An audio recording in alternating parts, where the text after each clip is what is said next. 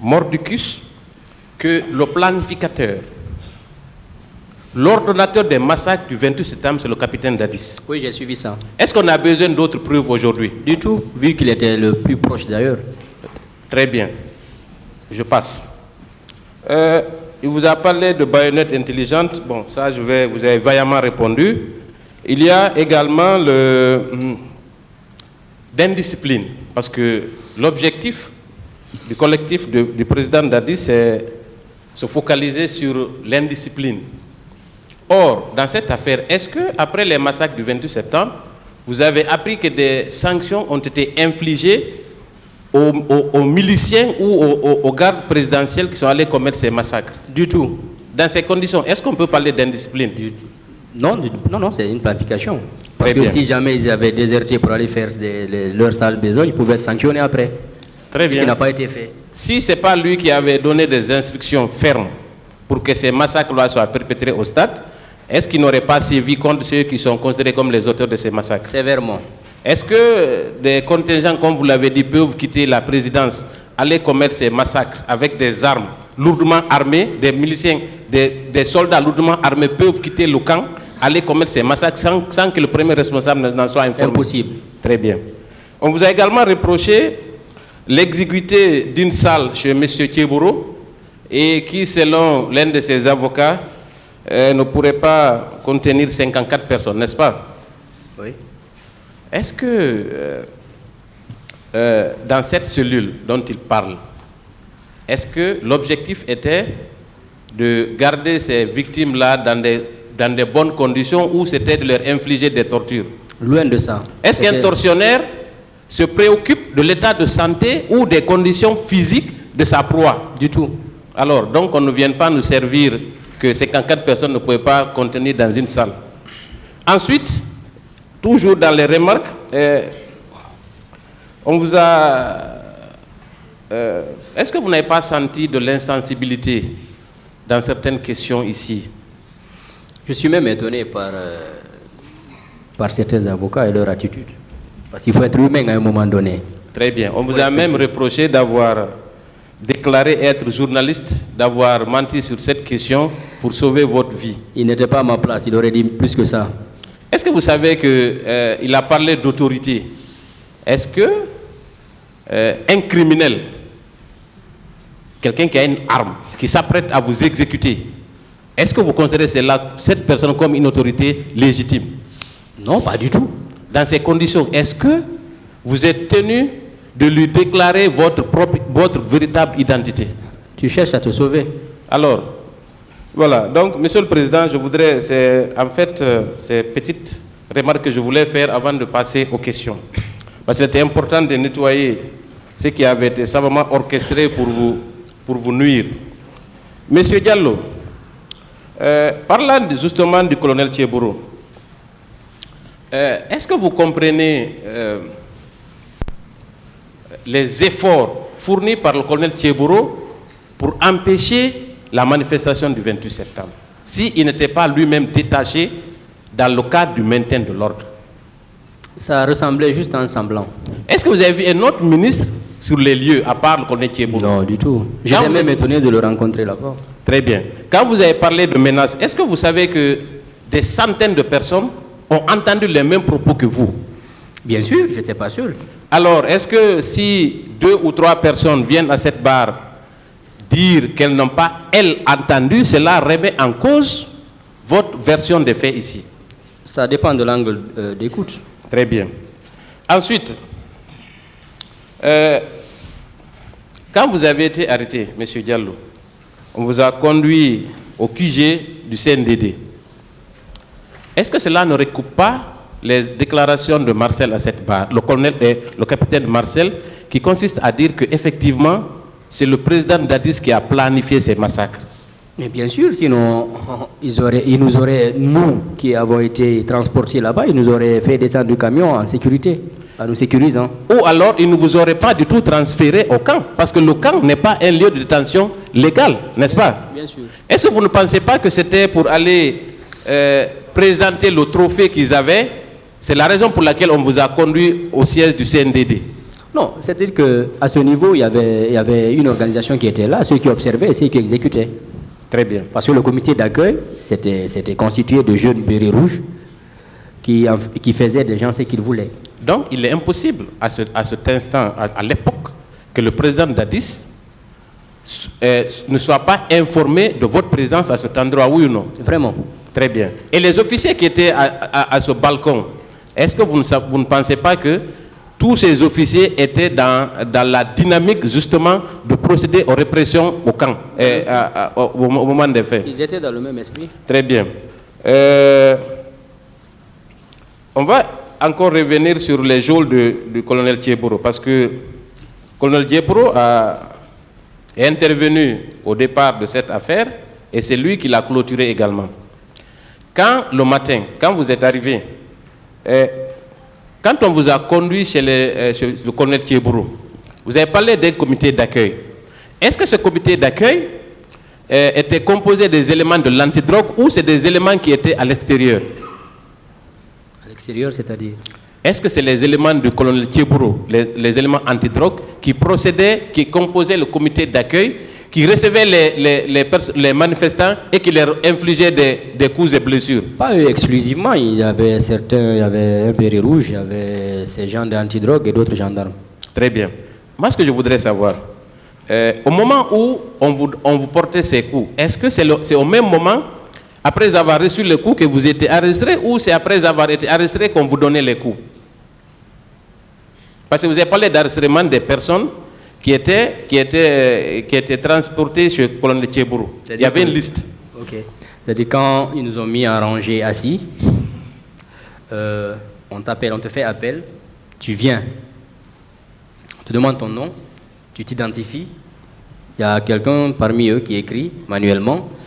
Ensuite, ceux qui sont chargés de te malmener, ils te récupèrent, tu fais place à un autre. C'est comme ça, c'est à tour de rôle.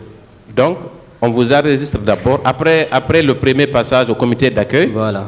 Vous étiez dans une salle où au salon où on vous appelait un à un. Après l'enregistrement, déshabillé, hein, nu. On vous déshabille nu. On vous déshabillait tous nus? Bien sûr. J'étais le seul à ne pas être déshabillé nu parce que moi j'avais gardé mes dessous. Même les pères de famille qui étaient parmi vous étaient déshabillés nus? Absolument. Donc vous étiez tous nus? Ils te déshabillent de la tête aux pieds. On prend les habits et chaussures, on les jette. Il y a une terrasse là-bas, à la rentrée, et tu rentres. Mais moi, quand ils ont compris que, voilà, ce que je leur ai dit là, les a marqués, ils m'ont laissé avec mes dessous. Mais le pantalon et la chemise, les chaussures, c'est le lendemain que je les ai récupérés. Parce qu'ils m'ont dit, bon, va prendre des habits là-bas. J'ai dit, non, mes habits sont là-bas. Je suis parti les reprendre. Malheureusement, je les ai jetés. Dites-moi.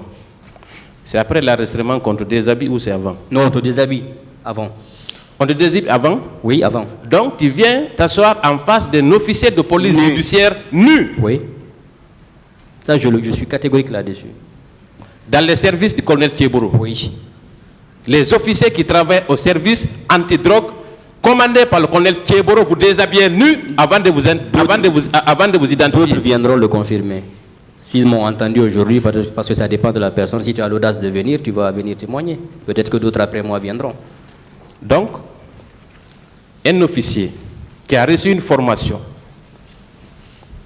qui vous appelle qui vous installe sur un siège nu, il a le courage de vous poser la question pour vous identifier, n'est-ce pas? Oui. Très bien. C'est du sadisme pur et simple. Ensuite, quand on vous identifie, on vous confie au tortionnaire. Oui, bien sûr. Donc, il y a l'officier qui participe à l'identification, oui, et ensuite qui te conduit tout droit à ton tortionnaire. Non, ils sont à côté. Ils sont à côté. Ils te récupèrent, quoi. Donc, au moment où il enregistre le deuxième, voilà, toi, le premier qui est déjà identifié se fait... Tu as un entretien physique. Qui est un entretien physique. Ouais.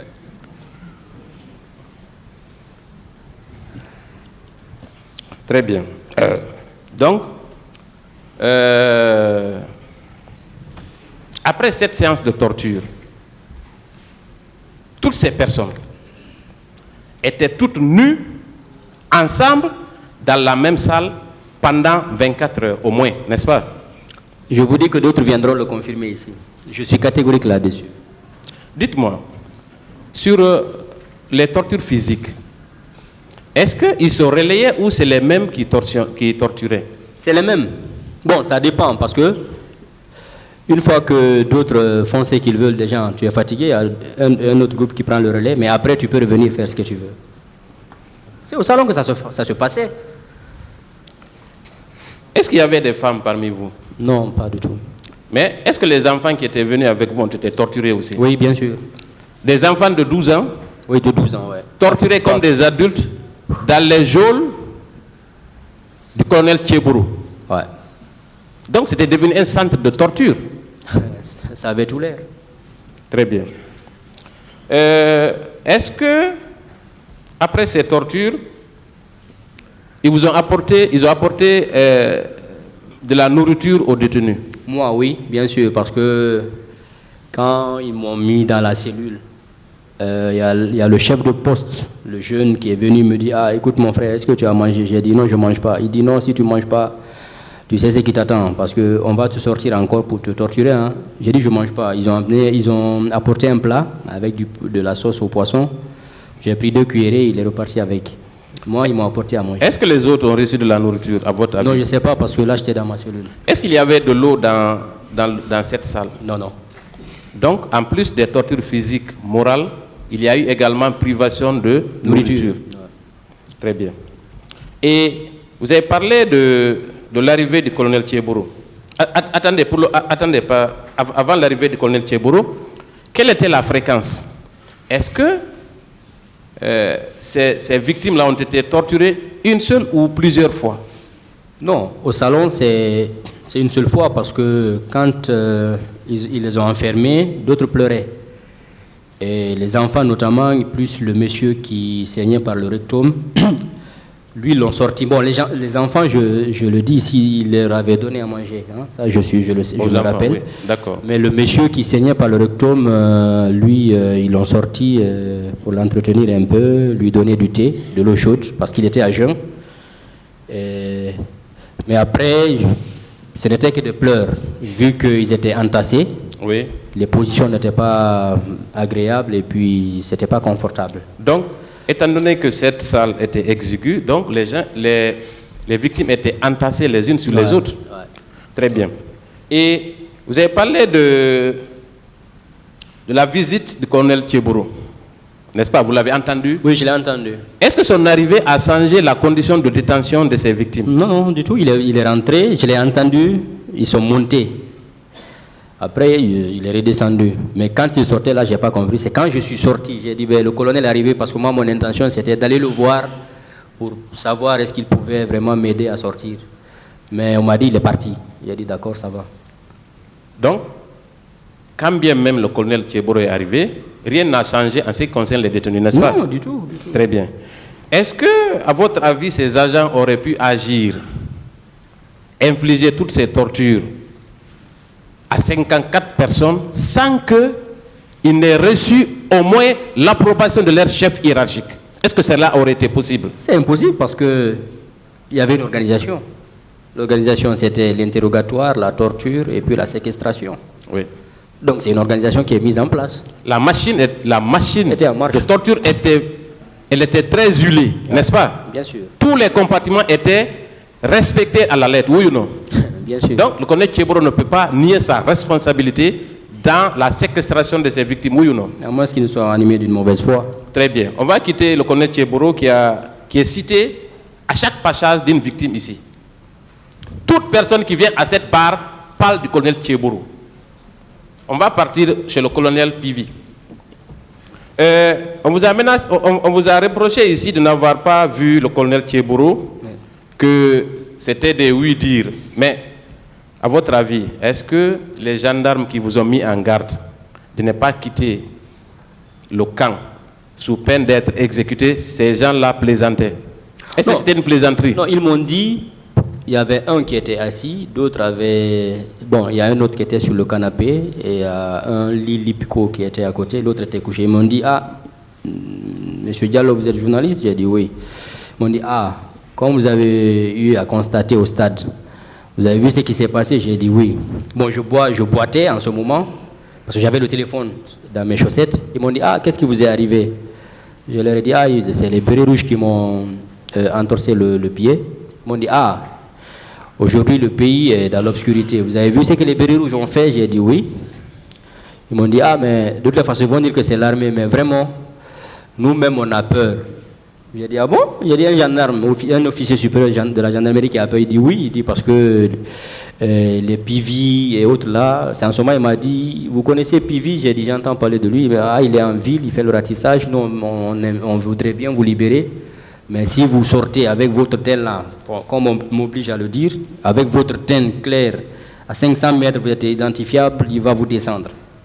Il m'a dit, bon, restez ici, on va allumer la climatisation jusqu'au matin, vous allez sortir. Est-ce qu'avec le recul, vous ne pensez pas qu'il y avait des cibles prioritaires pour le colonel Pivi? C'est pour cela que j'ai dit dans ma déclaration que pour une cohésion nationale, je voudrais passer sur certains détails. Très bien. Nous savons tous que le colonel Pivi a sévi, non seulement le 28 septembre, mais également les jours qui ont suivi. Il est même reproché ici des cas de pillage. Donc, vous avez eu raison de prendre en compte la mise en garde de ces gendarmes. Monsieur le Président, je vous remercie de votre patience et je voudrais, avec votre permission, remettre le micro à un de mes confrères pour la suite des questions. Je vous remercie. Merci, Monsieur le Président, honorable assesseur. Monsieur Abdulhamid Diallo. Présent. Toute ma compassion. Merci. Je crois avoir entendu, suite à une question de Monsieur le procureur, que vous avez reconnu le colonel Moussa Tcheboro Camara et son adjoint, Monsieur Zimolo. Oui. Alors, pour le cas de Tcheboro, on en viendra, vous l'avez suffisamment parlé. Zimolo, pourquoi vous avez retenu le nom de ce dernier? Qu'est-ce qui vous a marqué? Qu'est-ce qu'il a fait ce jour qui a fait que vous l'avez retenu? Quand le camion est arrivé à la porte de leur service, parce que l'escalier fait juste face à la route, lui il était arrêté avec 3 autres. Il a un teint un peu brun, pas tellement grand. Il est resté un peu, après il s'est éclipsé. C'est les gendarmes avec lesquels j'ai passé la moitié de la nuit qui m'ont rappelé ça. Parce que j'ai dit, ah, l'officier qui était là, ils m'ont dit, non, c'est son adjoint, il s'appelle Jimolo. Moi, je ne le connaissais pas. Donc lui, vous ne l'avez pas vu torturer quelqu'un? Non. D'accord.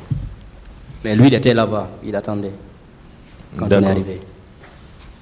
Vous avez dit ici que au niveau de la pharmacie du stade, le colonel Tcheboro a tenu un propos selon lequel il vous a dit de ne pas rentrer et si vous y allez, vous alliez avoir chaud. Oui. Est-ce que cela ne veut pas dire qu'il était au courant du massacre qui était programmé? C'est évident.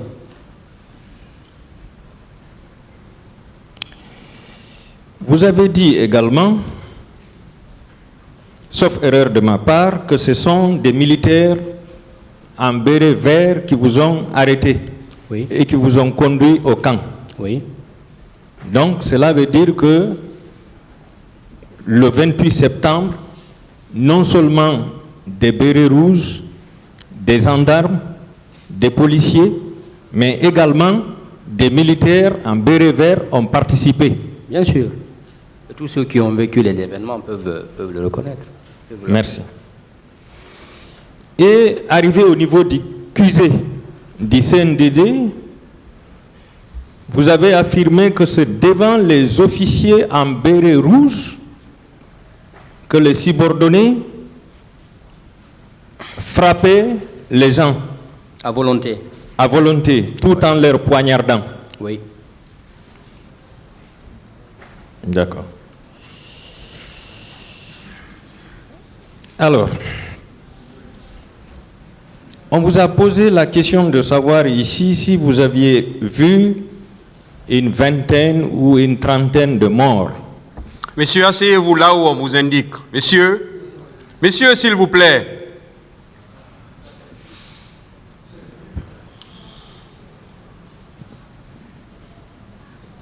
Quand vous venez, s'il vous plaît, messieurs, quand vous venez, asseyez-vous là où on vous indique. Continuez, maître. Alors, on vous a demandé ici de l'autre côté si vous aviez vu une vingtaine ou une trentaine de corps. Est-ce que, à votre avis, un seul mort n'est pas de trop?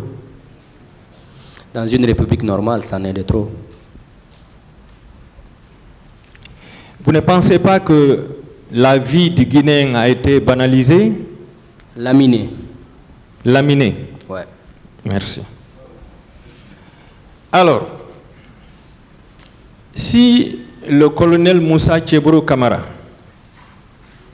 partait au stade et séquestrait les gens sans l'ordre du capitaine Moussa Dadis Kamara, président de la transition, à l'époque commandant en chef des forces armées, n'allait-il pas être limogé et arrêté sur le champ?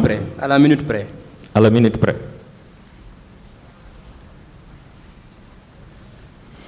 Vous avez parlé de 57 personnes détenues.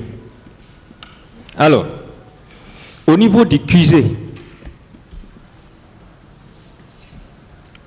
combien de personnes avaient été débarquées pour être poignardées par les subordonnés? Aucune idée sur le nombre. Hein. Une dizaine? En tout cas, beaucoup ont été descendus. Une dizaine? Oui, plus d'une dizaine. Plus d'une dizaine. Plus d'une dizaine.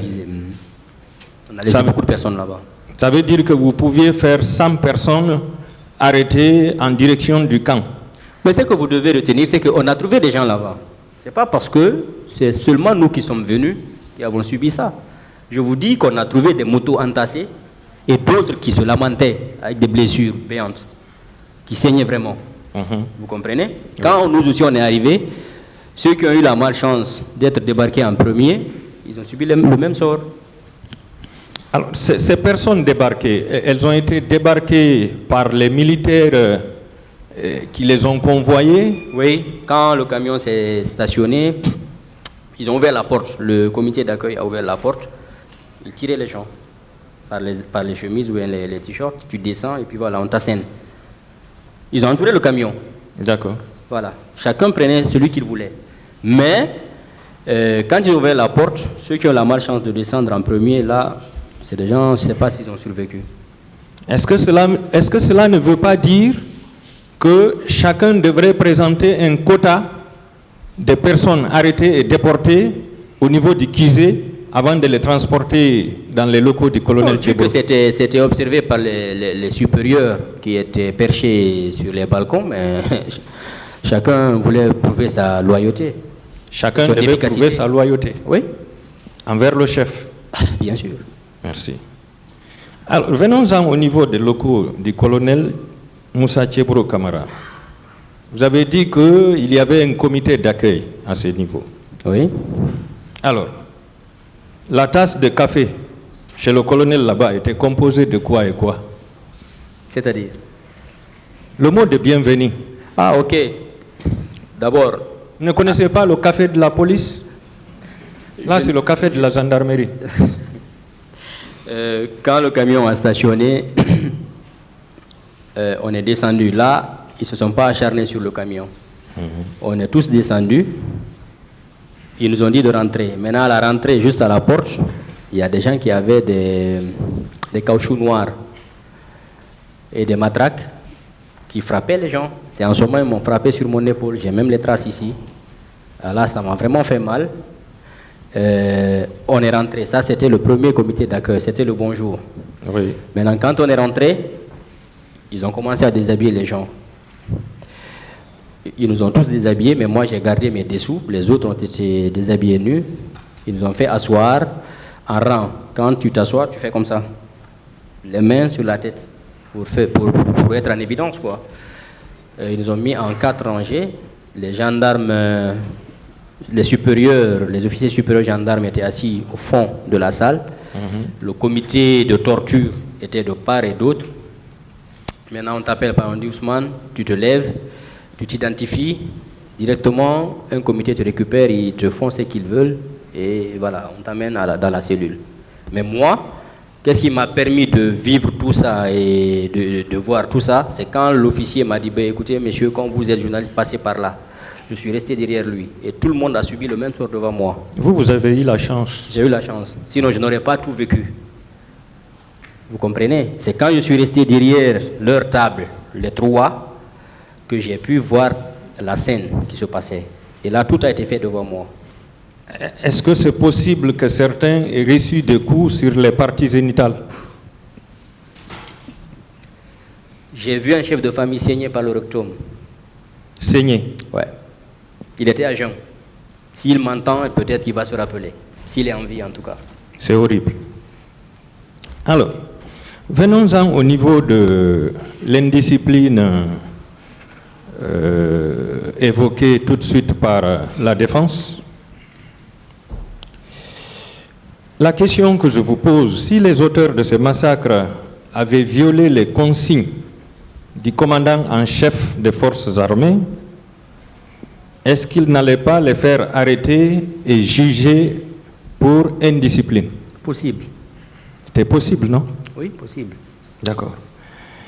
Alors, lorsque le supérieur hiérarchique, je vais parler du commandant en chef des forces armées, garde le silence devant l'indiscipline du subordonné, est-ce que cela ne signifie pas sa complicité? C'est un motif d'encouragement au subordonné. Et de satisfaction du supérieur. Et de satisfaction. Du supérieur, oui.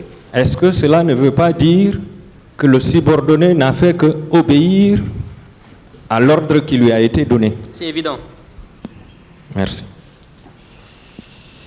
Est-ce que, en ce moment, les deux ne doivent pas être punis de la même peine? Bien sûr. En tant que juriste. Alors, lorsque ce massacre a eu lieu, le président n'a limogé personne. Il n'a arrêté personne. Est-ce qu'il peut convaincre le tribunal qu'il n'a envoyé personne au stade et dans les environs? Selon vous? Il ne peut pas. Quoi? Il ne peut pas. Il ne peut pas du tout. Merci. Donc, la scène qui s'est déroulée dans les locaux du colonel là-bas, c'est l'humiliation avant et pendant les phases de torture. Oui ou non? Oui. Est-ce que le colonel Moussa Tchebro Kamara avait rendu visite aux détenus pour voir leur situation, leur état? Jusqu'au moment où je quittais, non. Je ne sais pas après ce qui s'est passé. Est-ce que vous aviez entendu le colonel Moussa Tchebro Kamara demander à ses subordonnés quelle était la situation des détenus? Non. Donc cela veut dire que ça n'a jamais été son souci. À ma connaissance. Donc, toutes les tortures qui ont été perpétrées là-bas n'ont été que la mise en exécution des instructions données. Bien planifié d'ailleurs. C'était planifié. Ouais, apparemment. Merci beaucoup, Monsieur le Président.